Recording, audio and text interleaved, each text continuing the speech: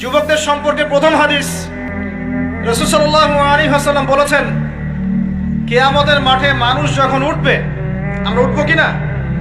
আচ্ছা, নাকি উঠবো না? যারা আগুনে পুড়ে গেছে তারা উঠবে কিনা? যারা পানিতে ডুবে গেছে, যাদের লাশও খুঁজে পাওয়া যায় নাই, উঠবে কিনা? উঠবে। আচ্ছা, যখন মানুষ উঠবে তখন তাকে 5টা প্রশ্ন করা হবে। কয়টা ভাই? এই 5টা প্রশ্নের আগে সে তার পা সামনেও ফেলতে পারবে না, পিছনেও ফেলতে পারবে না। আমরা কি একটু চিন্তা করতে পারছি কত ভয়ঙ্কর হবে বিষয়টা? এই সামান্য গরমে আমাদের অবস্থা খারাপ, সূর্য সেদিন সামনে নিচে, আর মানুষ উঠে দাঁড়িয়ে আছে। তাদেরকে 5টা প্রশ্ন করা হবে, যতক্ষণ পর্যন্ত প্রশ্নের উত্তর দিতে পারছে না, সামনেও যেতে পারবে না, পিছনেও আসতে পারবে না, পা নড়াতে পারবে না।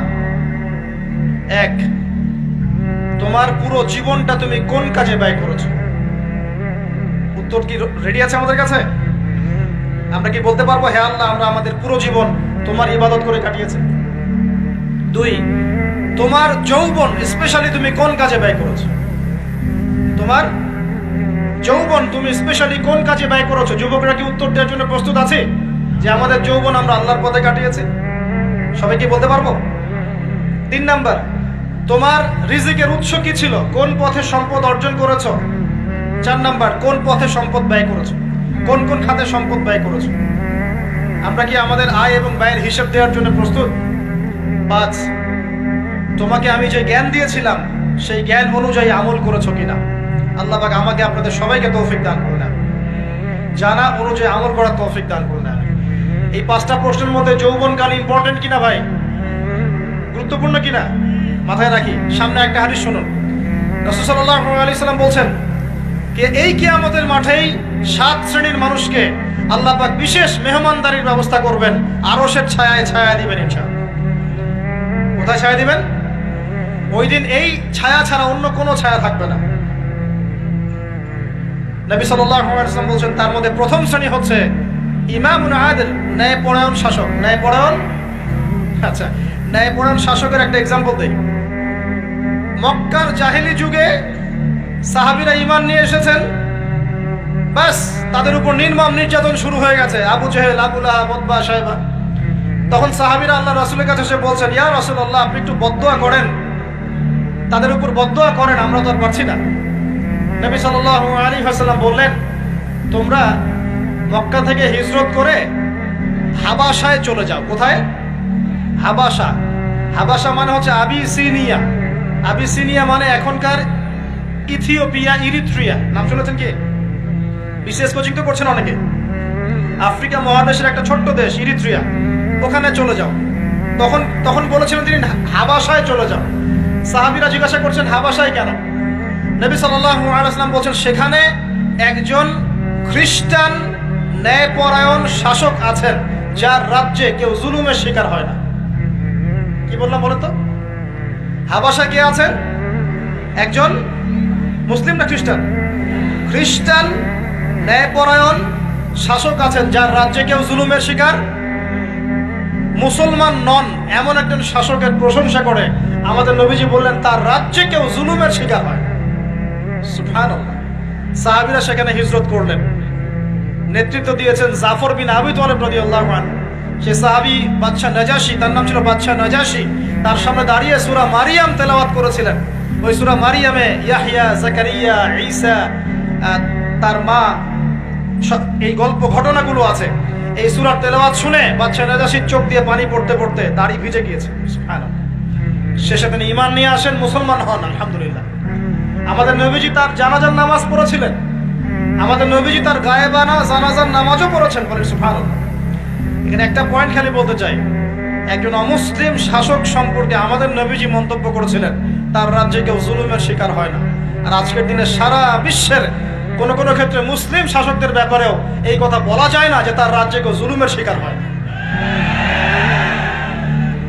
আল্লাহ পাক বলছেন আরশের ছায়া আমি ছায়া দিব 7 শ্রেণীর মানুষকে। কয় শ্রেণী? তার মধ্যে প্রথম শ্রেণী হচ্ছে ইমামুন আদিল, ন্যায়পরায়ণ শাসক। আল্লাহ পাক আমাদের সমস্ত শাসকদেরকে ন্যায়পরায়ণ হওয়ার তৌফিক দান। 2 নাম্বার, সেই যুবককে আমি সেখানে আশ্রয় দিব যেই যুবক তার যৌবনকালটা আল্লাহর পথে কাটিয়ে দিয়েছে। এবার কি হাদিসটা আপনি পেয়েছেন? এর আগের হাদিস কি শুনলেন? পা নড়াতে পারবেন না যতক্ষণ পর্যন্ত এই প্রশ্নের উত্তর না দিচ্ছেন যৌবনকাল কোন পথে ব্যয় করেছেন। এখন যদি আল্লাহর পথে ব্যয় করেন তাহলে আরো সে ছায়া ছায়া পাচ্ছেন আলহামদুলিল্লাহ। বাকিগুলো কারা কারা একটু বলে দেই। 3 নাম্বার হচ্ছে সেই ব্যক্তি যে একজন আরেকজনকে মহব্বত করে, এক ব্যক্তি আরেক ব্যক্তিকে মহব্বত করে শুধুমাত্র আল্লাহর সন্তুষ্টির জন্য। কথা কি বুঝতে পারছেন? এই মহব্বত আমার এই ছেলে মেয়ের ফ্রি মিক্সিং না, কথা বুঝতে পারেনি। দিনের খাতিরে মহব্বত, আল্লাহর জন্য মহব্বত, আল্লাহর জন্য। 4 নাম্বার এমন ব্যক্তি যে এত গোপনে দান করে যে তার বাম হাত জানে না ডান হাত কি দান করেছে। আমরা তো এখন 1 টাকা দান করলে 100 টাকা ফুটাই। ফেসবুক আছে, মারাত্মক একটা জিনিস ফেসবুক, মানে এটা মানুষকে আর মানুষ রাখে নাই। যে ব্যক্তি ফেসবুকে আসক্ত তার সাথে কথাবার্তা বলা, লেনদেন, চলাফেরা খুব ডিফিকাল্ট। মানে কি বোঝেন আগে কথাটা? কেন ডিফিকাল্ট? কারণ সে এত বেশি আসক্ত এখানে যে পান থেকে চুন খসলে সে আপনাকে পাবলিকলি ধুয়ে রেখে দিবে। কিছু হইলে আপনাকে ফেসবুকে টেনে নিয়ে আসবে, ফেসবুকে সবাইকে বলবে উনি আমার সাথে এই কাজ করছেন। আপনি বলারও টাইম পাবেন না যে আপনি নির্দোষ। খুব মুশকিল না এগুলা? আল্লাহ মাফ করুক আমাদেরকে। এমন ভাবে দান করে যে বাম হাত জানে না ডান হাত কি দান করছে। 5 নাম্বার এমন ব্যক্তি যে এইটা যুবক, এটাও যুবক, যাকে কোনো সুন্দরী নারী আহ্বান করছে জিনার জন্য, সুন্দরী উচ্চ বংশের নারী, যে আসো আমার সাথে জিনা করো। ওই ইউসুফ আলাইহিস সালামের মতো, মনে আছে? ইউসুফ আলাইহিস সালামের ঘটনা মনে আছে? আচ্ছা, কিন্তু সেই যুবক বলে, সেই ব্যক্তি বলে ইন্নী আখাফুল্লাহ, আমি আল্লাহকে ভয় করি, আমি তোমার সাথে খারাপ কাজ করতে পারবো। এরকম ছেলে এবং এরকম মেয়ে এখন সমাজে খুঁজে পাওয়া যায় হাতে গোনা, হাতে গোনা। আপনি অনলাইন ঘাটাঘাটি করেন, গুগল করেন, ক্রস চেক করেন, দেখবেন বাংলাদেশের 25 বছরের কম বয়সী ছেলে আর মেয়েদের জেনার হার কত আপনি বের করে দেখেন। 25 বছরের কম যে যুব সমাজ আমাদের সামনে আছে তাদের মধ্যে কত % যুবক এখন পর্যন্ত ফিজিক্যাল সম্পর্ক করেনি কারোর সাথে, আপনি খুঁজে বের করতে পারবেন। শুধু ছেলেদের ক্ষেত্রে এটা নয়, মেয়েদের ক্ষেত্রেও আছে। এই যে অনার্স লাইফ পার করার আগেই বহু মেয়ে সতীত্ব নষ্ট করে ফেলছে, বহু ছেলে সতীত্ব নষ্ট করে ফেলছে। কথাগুলো কি রাগ করছেন? আমি আপনাদের ভাই এবং আমি আপনাদেরকে মহব্বত করি। আমরা জেনার পথে যাব না, আমরা হালাল সম্পর্কে থাকবো ইনশাআল্লাহ। যখন আপনি জেনায় চলে যাবেন আপনার কলব থেকে আল্লাহর নূর নষ্ট হয়ে যাবে। এটা এমন একটা পাপ যেটা করার পর মানুষ আল্লাহর সামনে মাথা তুলে দাঁড়াতে পারে না, লজ্জায় চোখ নেমে যায়, ইবাদতে স্বাদ পায় না। যখন হারাম সম্পর্কে, ফ্রি মিক্সিং, এগুলোতে মানুষ থাকে, ইবাদতে মানুষ স্বাদ পায় না। দিনের পর দিন ইবাদত করে মনোযোগ আসে না, মন লাগে না, চোখ দিয়ে একটু পানি বের হয় না, আল্লাহর জন্য কাঁদতে পারে না, কারণ মনের মধ্যে তো নূর নাই। আর যখন একটা মেয়ে বেপরদায় থাকে, অনেক ইবাদত করলেও তার এই বেপরদায় থাকার কারণে সমাজের বহু মানুষের চোখের জেনা হয়ে যায়। এতে করে ওই সব মানুষের পাপের ফল এই মেয়েটাকে ভোগ করতে হয়। মানুষের চোখের বদনজর লাগে, ওই মেয়ে অসুস্থ হয়ে পড়ে মানসিকভাবে, শারীরিকভাবে। আমি আমাদের যুবক ভাই এবং যুবক বোনদেরকে রিকোয়েস্ট করব, আল্লাহর ওয়াস্তে চরিত্রটাকে পবিত্র রাখার চেষ্টা করুন। আল্লাহ পাক তৌফিক দান করবেন। এই যুবককে আল্লাহ পাক আরো সে ছায়া দিবেন যে একটা মেয়েকে পেয়েও আল্লাহর ভয় তাকে ভোগ করে নাই। আল্লাহ পাক এরকম যুবক ঘরে ঘরে তৈরি করুন।